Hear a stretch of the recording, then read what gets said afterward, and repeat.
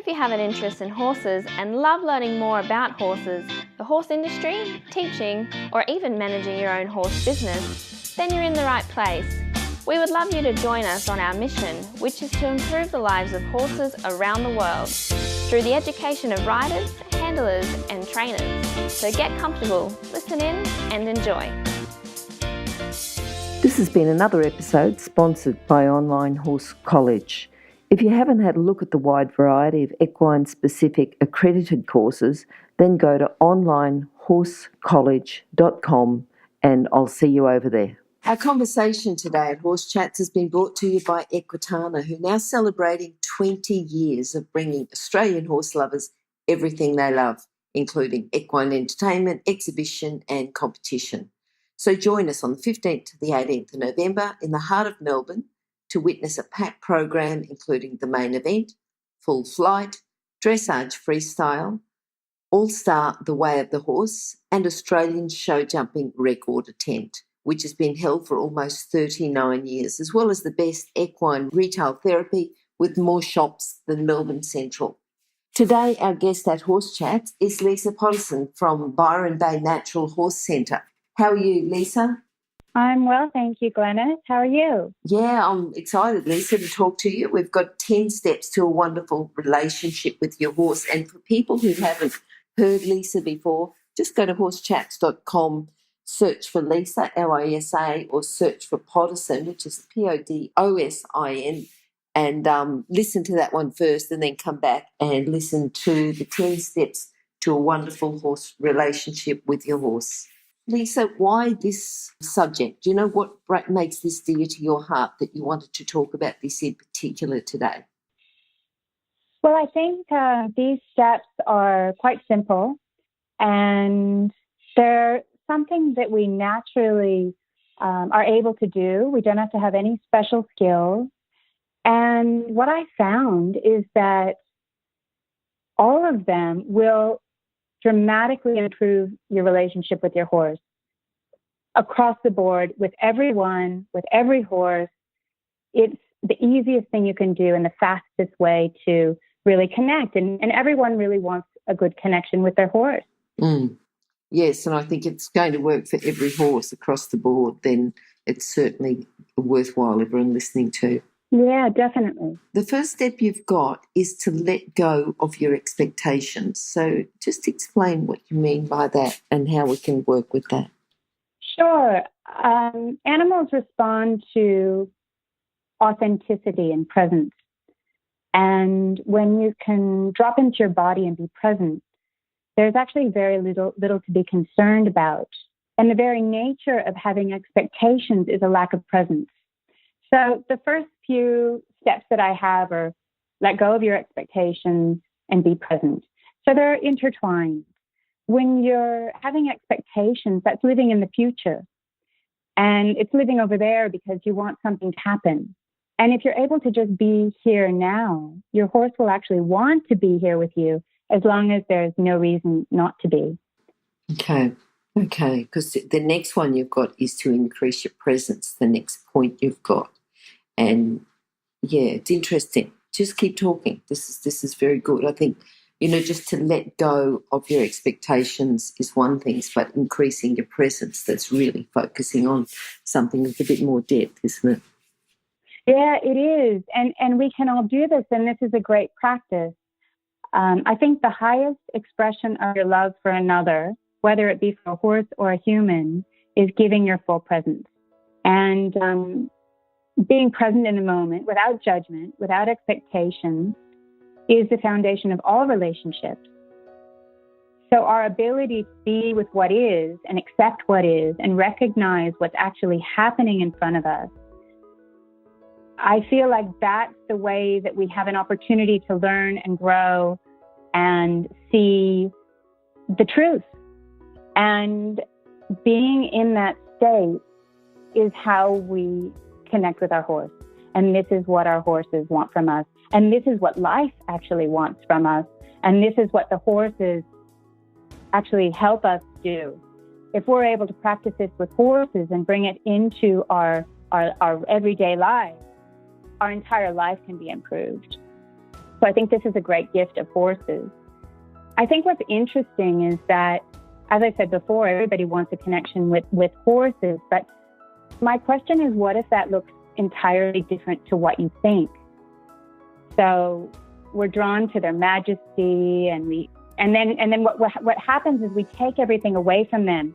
We often keep them in paddocks on their own, so we take their friends away. They don't have as much freedom. They might live in a box or a stall. They don't have the space to roam.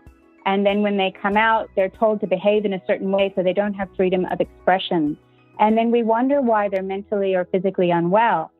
And then we'll go and we'll spend lots of money on vets and supplements and trainers to try to get them back to health. And I feel the underlying problem is the system. And the system isn't there to support the horses. The system supports the humans. So in liberating the horses from that system, we liberate ourselves from worlds of control and indoctrination. And I feel that healthy horses need very little from us. And we need to get present to what that is. It's very simple. It's food. It's grass. It's and a qualified dentist as well, so they have teeth that can chew properly. Fresh water, friends in the form of a herd, shelter, and the freedom to move. And this includes both space to roam as well as proper hoof care. And I think that most of us have been indoctrinated by Pony Club or standard equestrian practices that present one way of being with horses. And I believe there's a different way, a kinder way, a more ethical way, and ultimately a more fulfilling way to interact with them. And these steps are the steps that actually take you to that next level. And it's so simple. It's just a matter of being present to what's in front of you. I could go on, but I don't know if you want me to go on. Yeah, look, I think, we'll keep talking about a bit more, but I think the question you asked about what if what you want looks entirely different to what you think, it puts you into a little bit of a different mindset, doesn't it? That you can open your mind to other possibilities. Exactly. So that's why all these steps are quite connected. Mm. So, for instance, the next step would be listen when your horse says no. So in the old paradigm of horsemanship, there was a saying, show him his boss. I was told that when I was a kid, and it implied that when the horse does something other than what you want, you have to enforce your wishes. Otherwise, the horse gets his way and you're perceived as not having control. And I believe that this is actually incorrect. And that if we don't listen when our horse says no, then our relationship is going to be destroyed. Just like if we had a friend and they had a comment or a desire and we just ignored them and then persisted with our own idea of what we wanted to do. It's not the way to have a relationship. So, for instance, what it looks like is if I see this sometimes, somebody might go to put a saddle and a bridle on their horse and go to get on, and the horse tries to turn around and bite them. And the horse says, the human says, the horse is being naughty and this isn't okay. And why is he biting me? And I need to train this horse better. But the reality is, if we're present to what's actually happening and we're listening to what the horse is trying to tell us, which is for some reason they're saying, please don't ride me. It could be anything. It could be their hoof is in pain, their back is in pain, the saddle doesn't fit right, something's not right, they're not comfortable, they're not secure, they're not confident. Something we need to listen to. And I find that a lot of people feel that training is gonna fix it if they find the right trainer to help them through it. But it's actually a matter of the first three things. Is a ride actually that important for you, or is a relationship with your horse more important to you? And that's the first question. If you go, of course, a relationship with my horse is more important, I don't need to go on a ride today, then we can continue talking and say, well, let's have a look, let's have a look what's going on. And then we increase our presence to what's happening in the situation. And perhaps we start removing the gear. Perhaps the saddle isn't quite right, or the girth is pinching, or who knows, we can check their feet and see if maybe there's a nail in a hoof, or who knows? But it's a process of exploration. So I think you let go of your expectations or your agenda, which is, I want to go on a ride today. You're present to what's actually happening. My horse is turning around and trying to bite me. So something isn't right. And they're trying to tell me something. And 3, listen when he says no or she says no. And actually see them as an individual, a divine being equal to yourself. And they're trying to tell you something. So you have the courtesy and the understanding to try to figure it out. Why are they saying no? And so that's why those steps are all very much intertwined. Yes, you said that the horse says no because they're, biting, putting on a saddle. But what other ways can they say no? Oh, it's a variety of things for any kind of horse. It might be that the horse doesn't want to move forward. The old paradigm, the standard practice would be, oh, your horse doesn't want to move forward. Apply more pressure. Give him a little bit of a kick. If the kick doesn't work, try a bit of a whip. If the whip doesn't work, try a bit of a spur. If that doesn't work, it's increasing pressure, escalating pressure.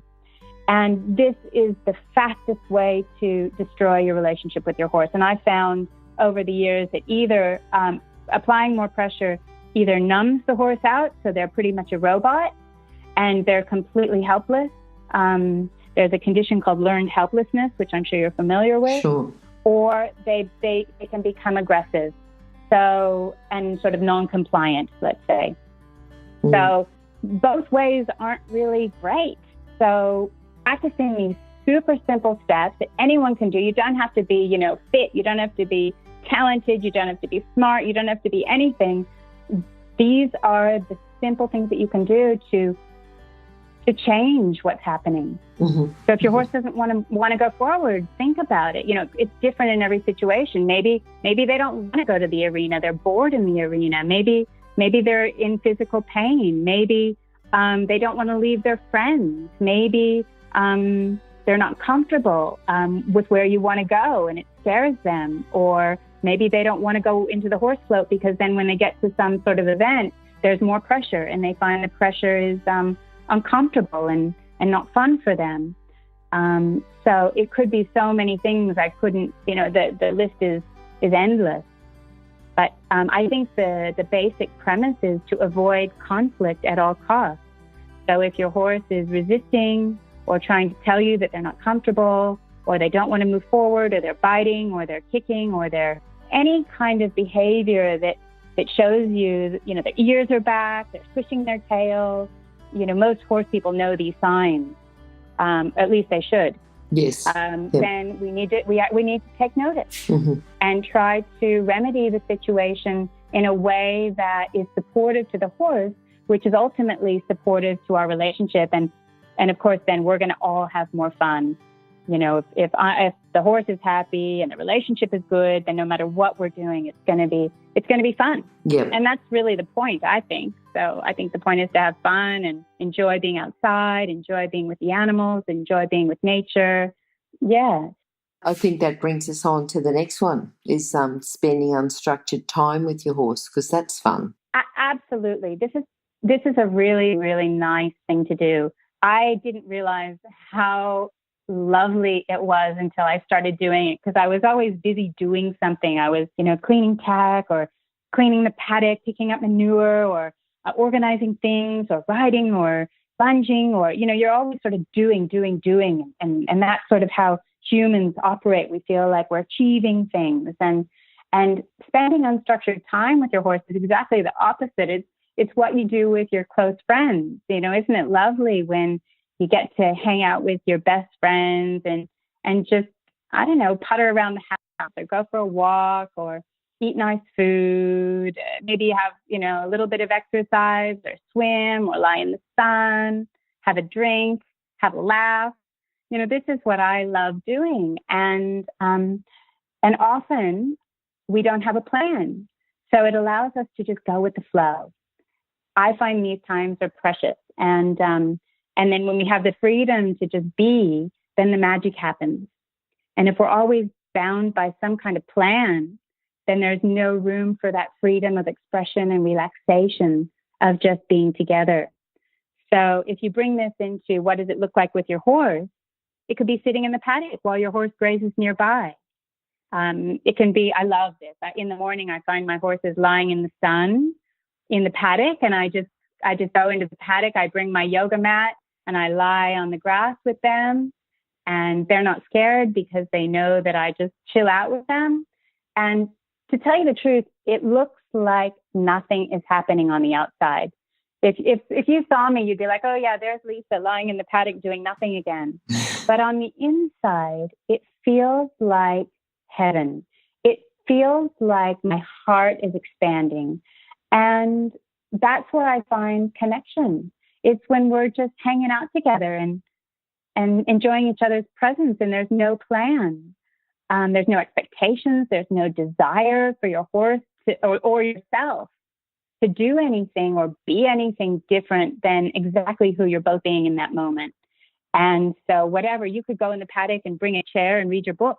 And I recently spoke with a Liberty trainer named Martin Contreras Carrizosa, and he swears by this. He says, going in the paddock and sitting in your plastic chair, or timber chair, I should say. We're trying to get rid of plastic in this planet, but bring your chair out there and just sit. He says, this is the way you connect with your horse, because they're not being asked to do anything, and they can choose to come and be with you. And I think that's a big thing, is allowing them to have the choice without any pressure. So just chilling together. Yeah. All right. Now, I'll just go over these again. So letting go of your agenda or your expectations, increasing your presence, listen when your horse says no, spending unstructured time with your horse. And now, number 5 is mean what you do. Yes. Well, I would say mean what you do is super important. But I would say number 5, if I was going to pick the top 5, it would be the golden rule. And we all know the golden rule. And I'll get back to mean what you do. But I think the golden rule is it's a bigger step. Mm-hmm. Yes. And that is to do unto all creation as you would like done unto you. So if we can, I mean, it really doesn't need an explanation. I think all of us can understand this. But if you are able to cultivate compassion with all beings, your relationship is going to thrive. And I find that everyone wants to be seen. I want to be seen. I want to be heard. I want to be recognized for exactly who I am. And I think that's what the horses want as well. And it starts with being compassionate towards ourselves and not placing judgment on ourselves and expectation on ourselves and false beliefs onto ourselves, so that we can do the same for others, including our horses. So, some maybe trainers would say, or, life would say, you have to do this and this and this, and then you're really succeeding. And what I'm proposing is you don't have to do anything. If you want to lie in the sun with your horse, go for it and watch that relationship thrive. Then when you spend time doing, let's say nothing, seemingly nothing, then you're able to do everything, because then, let's say I want to go to the beach with my horse. I pop open the float, they walk on, they go, cool, this is going to be fun, because it's not full of pressure. It's not full of demands. It's not full of, you must obey me at all costs, or else, let me get my gear to train you out of that and put more pressure on. And that's what I'm really rebelling against, because I have been trained in that system. I grew up just like everybody else, show them who's boss mentality. And I guess what I really want to stress is the importance of stepping out of that indoctrination and having a look at it, in all aspects of our life, how we live, what we eat, what's on our plate, what we think about, who we hang out with, and to really look, does this make sense? Does it make sense to have our horse trot around in circles around us, and go faster when we want them to go faster, and go slower when we want them to go slower? And I mean, is this making you both happier? And if it's not, well, then try something else, lie in the sun for a while and go for a walk together. Sometimes that's really nice.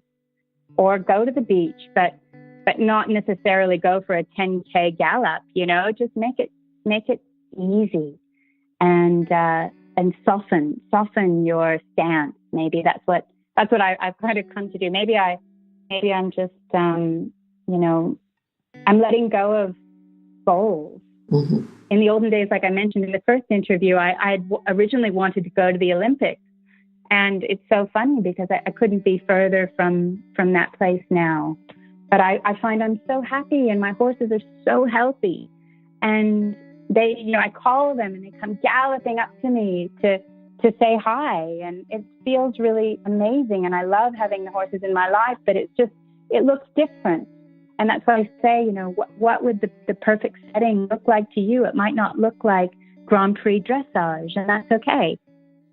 Yeah. Okay. I think just laying in the sun, and getting that connection. I can imagine you just laying in the sun and people saying that about you, but I understand. I understand that that's what you're doing. Well, I think that that's the foundation of our connection, is one of seeing each other as divine beings. And my horses respect me. I actually, about 5 years ago, I got a horse that was quite aggressive, and she was kicking and biting and rearing and bucking and just everything terrible. And it's been several years. But at this point, she's the one who, when I come home and I call out, she's the one who comes galloping over. And I can hop on her with a halter and bareback in the paddock, and she's absolutely fine with that. If I choose to, or I can take her to the beach or throw her on the float and we just go for an outing. And I think that when you have that ability to just be with them, then it doesn't matter. You can be lying in the sun or you could be at an event, because the trust is there. So I think that's the key. And if we're able to just abide by the golden rule, and imagine, what would a horse is like? If you were that horse, what would you want? It's a great start. It's a simple thing, and it makes sense. Okay. Just wondering about that what you do about increasing clarity in your movement, your intention. Can we come back to that? Definitely. Definitely. That's a great thing. I actually got that from Mark Langley when I spoke to Mark Langley. Yep. And he said that was one of the most important things that he could tell anybody. And I thought, yep, it's true. Because in anything that you do, if you mean it and you take action that demonstrates what you mean in your heart, then it's going to be understood. If you pat your horse, mean it. Really send the message of love and respect and satisfaction, not just a good whack on the neck. You know what I mean? It's like there's a difference. As well, if you need to do something with your horse, you need to move him, you need to get him somewhere, it's important, then you have to have the strength and the confidence to say, this is what we're doing. And when you have that intention, that strong intention, Linda Kohanna calls it congruency. And your thoughts and your physical posture exudes the intention, then your horse says, yep, no problem. Because they trust that you know what you're doing. And I think the only exception, let me say, I'll give you a little story. One day I was a bit sad and I went into the paddock and I thought, maybe my horses will make me happier. So I walked up to Bob and I tried to put on a happy face for him. And he looked at me and he walked away. And I just started crying. I was like, oh my God, even my horse is walking away. And I feel that it was because I was being a phony.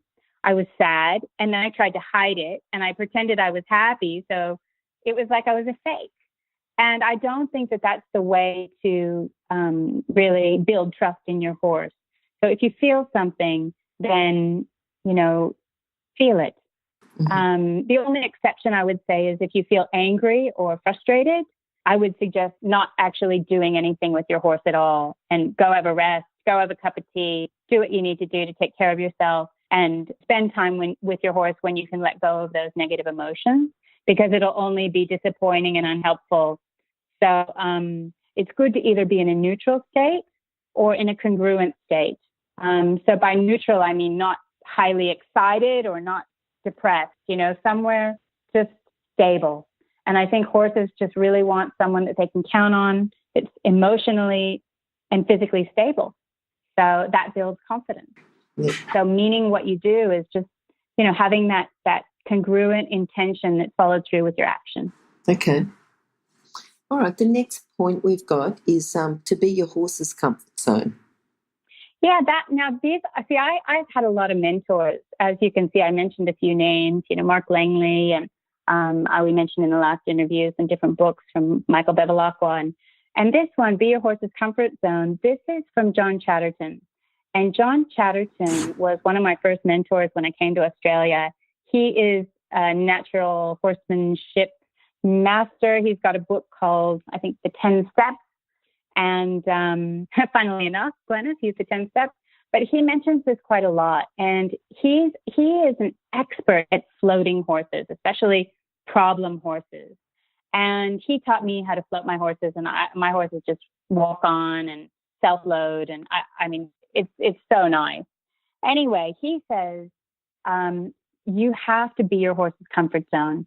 So when they're near you, you make that space around you super comfortable, that you basically are acting like their mother. You're looking out for them. You're their support. You're their safety. And that's what they want. They want to feel safe in the presence of another, whether that be the leader of the herd or a human that's essentially the leader of the herd.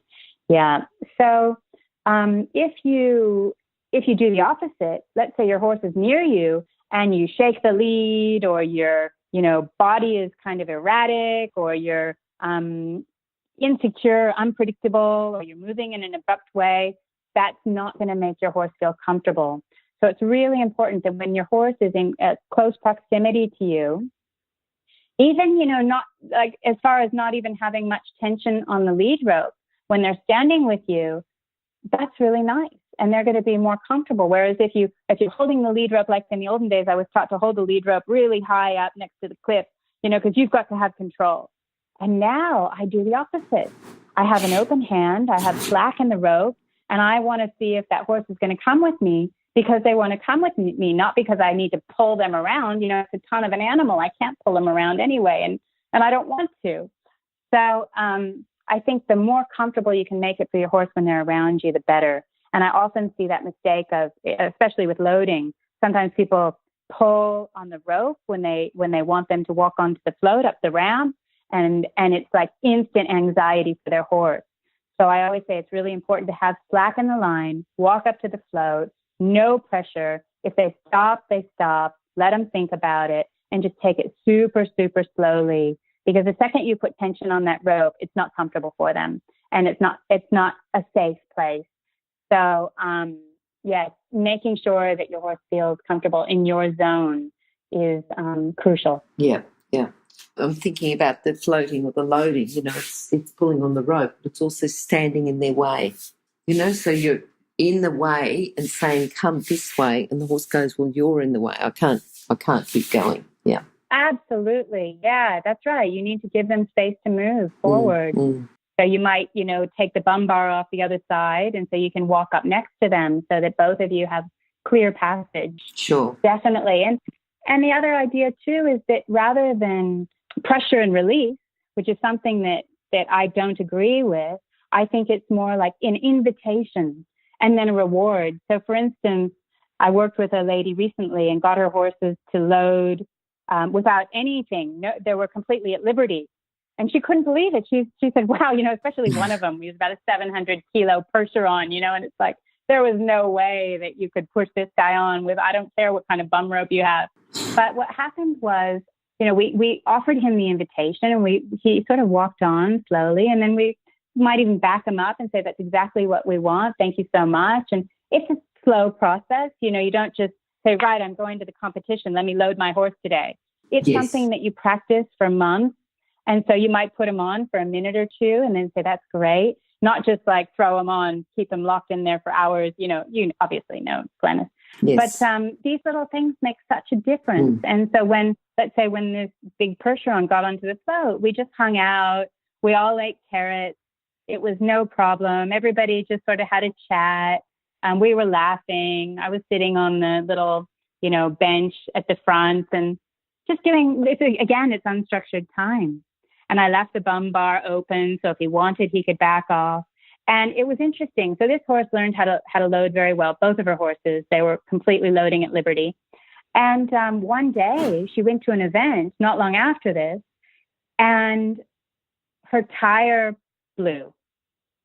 And it was so lucky that she'd taught her horses to load so effortlessly, because she was on the highway and she needed to unload her horses and load them back up onto another float when her friend could come back and pick her up. So thank God she had, it's practical, it's practical that he was able to, both of them were able to manage in a really high stress situation because they'd been taught calmly and peacefully at home. Yeah. So it's not just airy-fairy, it's actually practical. But sometimes when people get stuck, we'll go back to the first thing, stuck on that. I've got expectations. I want to go Grand Prix, whatever. I know that's a big one, but let's just say I want to go to a horse show or something like that. It's like, let go of that and see what's there for you, because it may or may not be the horse show. It may be that you love lying in the sun as much as I do. And then if you're able to connect with them in the paddock and you're able to load them and you're able to do stuff with them, then going to a horse show is just another thing that you do together. Yeah, yeah. The next point we can talk about, because that's, being in the horse's comfort zone, but recognising your horse. We all recognise our horse, but I'm sure you've got a lot more depth to it than just recognise your horse. Yeah, I feel that horses start to heal the moment you see who they actually are. And I could say that for humans as well. Humans start to heal the moment you see who they actually are. Working in the horse industry, I've seen a lot of damaged horses, both mentally and physically. And when I studied with Klaus Ferdinand Hempfling, he spoke at length about recognizing the horse.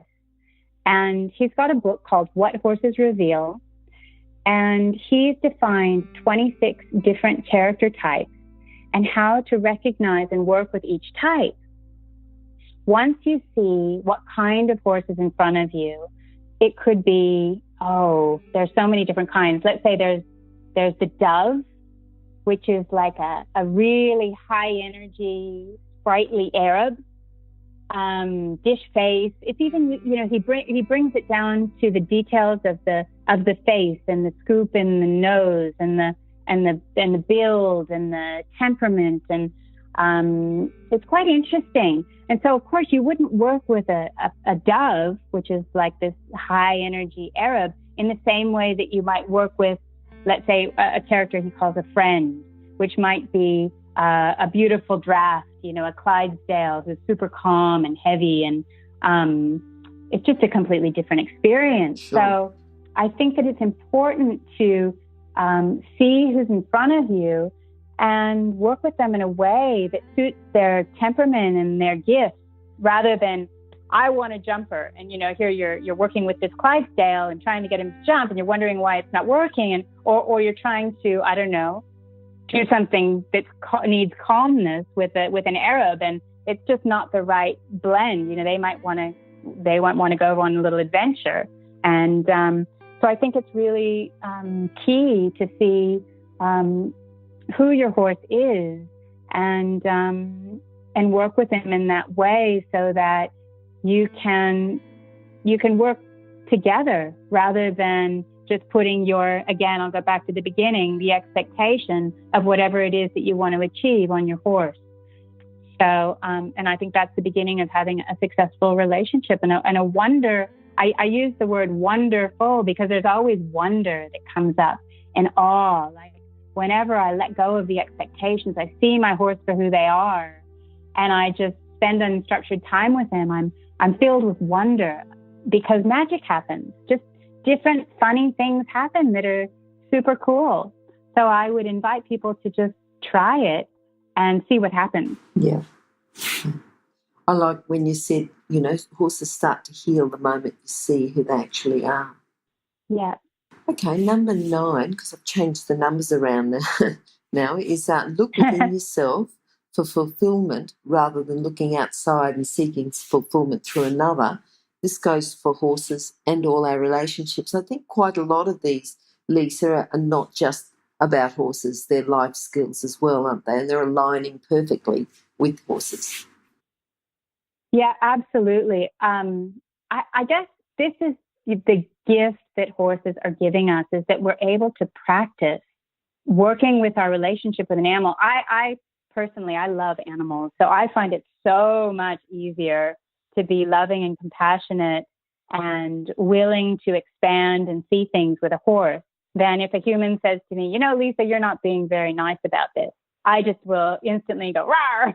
But when a horse shows it to me, I'm able to absorb it. And so I think that all of these things that I mentioned are definitely not just horse steps. They will dramatically improve your relationship with your horse, absolutely, without a doubt. And they will affect your entire life. And that's how I feel horses have made my life so amazing, because of the training that I get from them. And so back to the step, which is to not look to another to fulfill your desires. I guess, some people, they look to horses for something. I don't know, Glenys, what it was that you were attracted to with horses. Could you name one thing that you were interested in? I think that, initial attraction, it was just, they were just big and looking in their eyes and, just some sort of connection, and it's the eye that I focus on, I think, probably more than anything, to give that whole expression, connection and everything else. Yeah. Absolutely. And the eye is the window to the soul, isn't it? And the fact that horses are so able to reflect back to us is so helpful. And so once again, I go back, a lot of people have gone to horses in search of, freedom, power, some sense of control in their lives. I'm not saying this is for everybody. I'm just sort of coming up with things that people go to their horses for. Beauty. And I think that it's really important to make that distinction that you can never find something outside of yourself in another. It's always inside of you. And once you find the fulfillment, once I find freedom inside of myself, once I find control inside of myself, once I find that I'm empowered as a human, then I'm full, then I'm whole, then I'm really pumping, But when I'm seeking some sort of satisfaction through another, and I find that that commonly, I think it's a big disaster.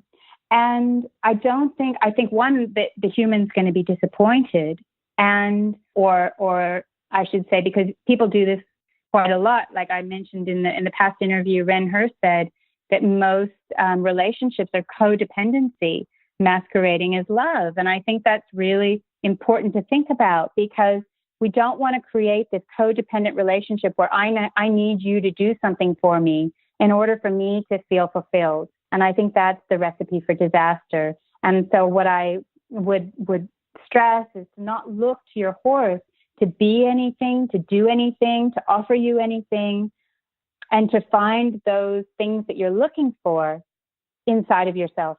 I know it's a bit, esoteric, and maybe it's a bit of a, a spiritual thing that I'm not sure some people want to look at, but this is what I found to be true.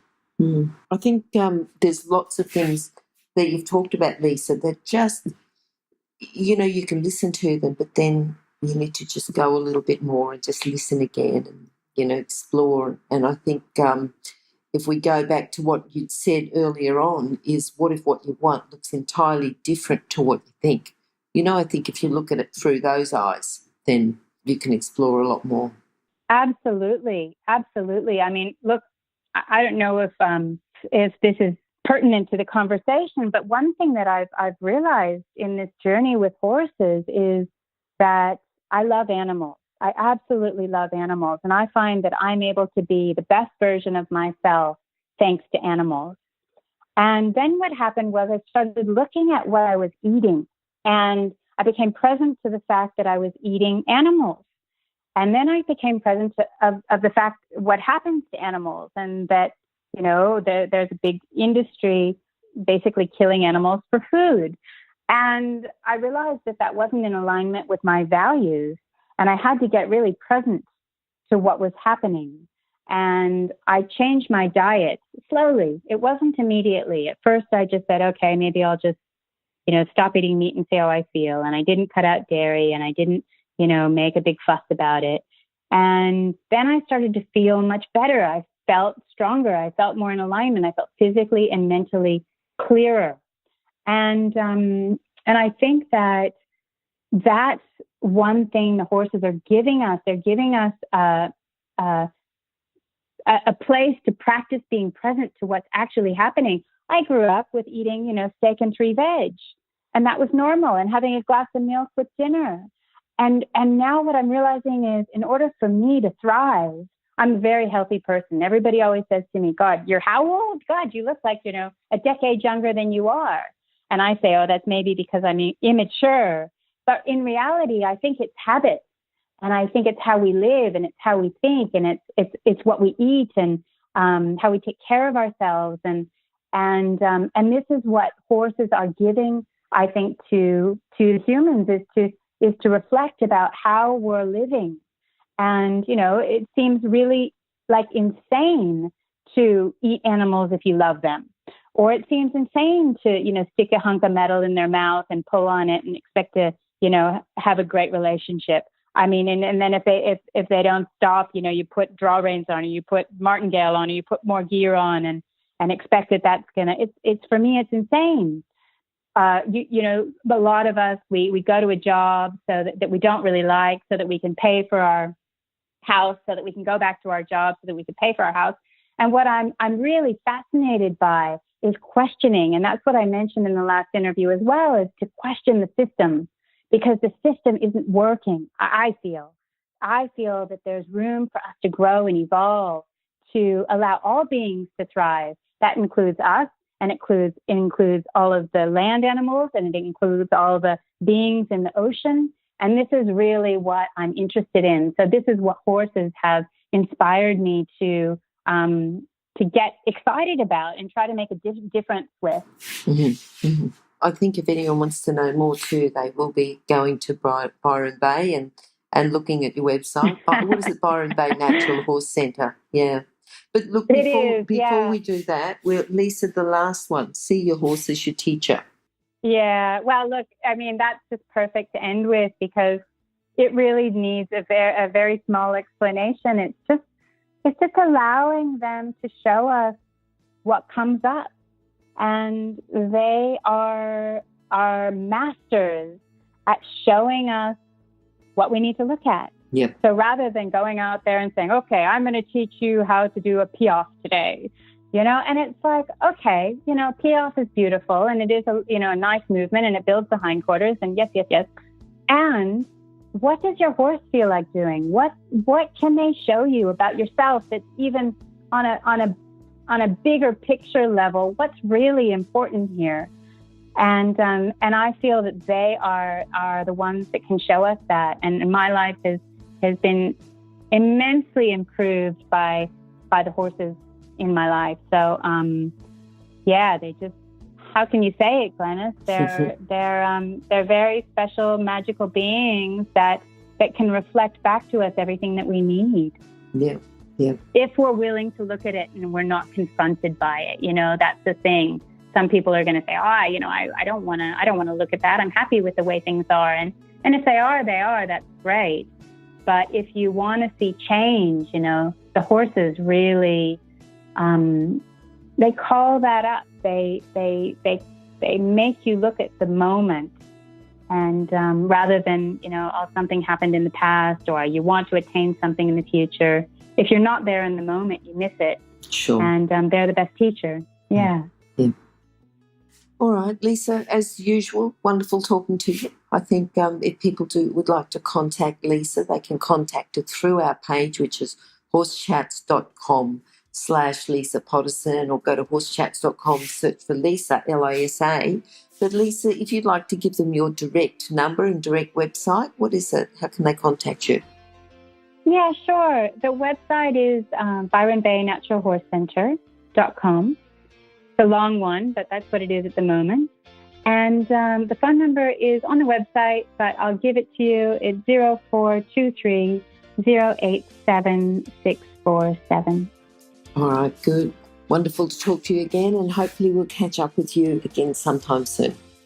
Thanks, Lisa. Thanks so much, Glenys. Lovely chatting. Lovely. Bye-bye. Bye. Now, if you're still there, you probably know that I'm absolutely passionate about education within the horse industry. That's why I host this podcast. My other venture is Online Horse College. Have a look now at onlinehorsecollege.com and I'll see you over there. Remember that our comments and instructions are general in nature and do not take into consideration your individual horses or your individual ability and circumstances. If you enjoyed this podcast, then please leave your comment below.